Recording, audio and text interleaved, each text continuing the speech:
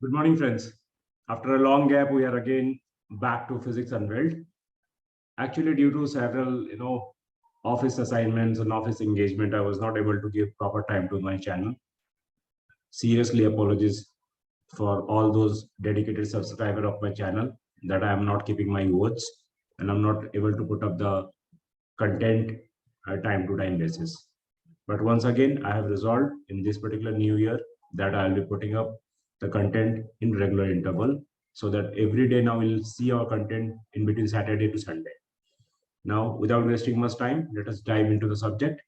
In our last class of circular motion dynamics, where we have left the chapter with a question that what will the condition if a car is trying to turn in a circular road with no sliding, but actually it is on the verge of toppling.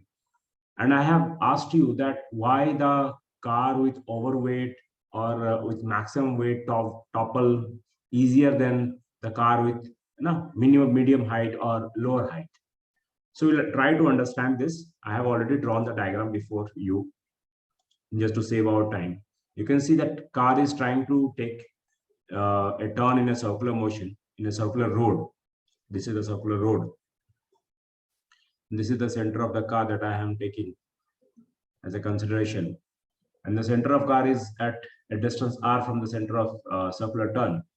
So because the car is not sliding, so I have already drawn a free body diagram over here, and I have mentioned that how static friction force will act on the tire of the car and stop it from sliding sideways. At the same time, I have drawn the normals that are acting on the car. The moment the car will try to topple, you can see that N2 will zero because it has already left the contact. So N2 will be zero here, and the car will be only on the outer tire. Now you see that since that outer tire is also not skidding sideways, so there is a static friction force acting. Now these two forces are trying to balance the car from toppling. That centrifugal force is trying to topple it outward, and mg will protect it from toppling outward, right? So these forces are counterbalancing each other. Now, you know that whenever we try to turn a door, suppose this is the hinge, this is the hinge of a door, and this is the arm, and this is the force that you are applying. So the torque that is developed on that door because of your force is F into L, where force and this are perpendicular. Okay, this is a perpendicular, or you have to take the perpendicular component. Suppose you are acting the force in this direction, suppose in this direction. In this case, you have to break it in the component of F sine theta and F cos theta. And this is the L. So in this case, you should write F L sine theta. Okay, I'll not explain about all this concept right now because we have got a separate chapter on this. We'll discuss about the rotational kinematics. So we'll be discussing all these things over there. Right now, just try to understand that whenever we are trying to find out a moment of a force, so moment of force, if you want to find it out, moment or torque of a force,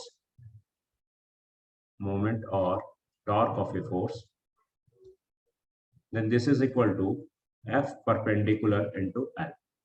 Okay, where F and L are, F and arm length are perpendicular to each other. Okay, now you see this mv square by r is trying to turn this car around this point.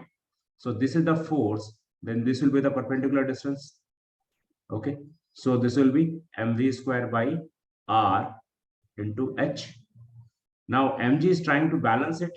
So mg, and this is the distance. This is the counterproductive torque. So you may write it mg into L by 2, where L is the distance between the tires. So I'm just taking a center of gravity. So it's half L by 2. Now mv square by r into h equal to mgl by 2. In this case, the car will be on the verge of toppling. On verge of toppling.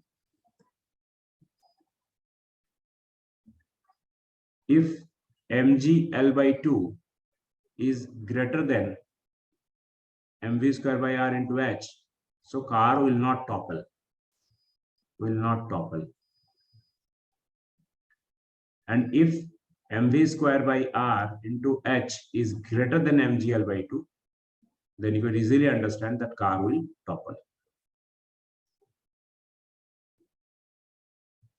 So in this case, if you just calculate, then V equal to cancel, V is greater than G L R by, this is H, by twice H. So if the velocity of a car is greater than R LG by 2H, then car will topple.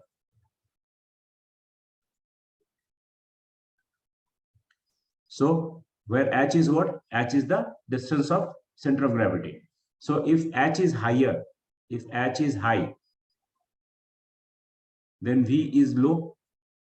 So you can see that whenever there is a car with overload, suppose it's a big size, the center of gravity will go high. In that case, H will increase. So it is advisable for those cars carrying higher weight or higher center of gravity. In that case, they should travel at lower speed so that they can avoid toppling. So I think now I have explained my question that I have been asked in our last session. I'm recommending, if you have not studied that chapter, please study the dynamics of circular motion and visit this topic so that it will give you a fair understanding.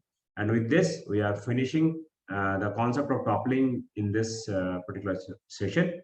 In our next session, we will be bringing up few numericals of circular motions, and then we'll just move on to the work, energy, and power. Thank you. Have a great time and stay tuned for every Saturday and Sunday. And I'll be putting up interesting videos so that will help you to clear your JEE or dream examinations very easily, and you will be able to crack your physics problem much easier than it seems. Thanks and have a great day.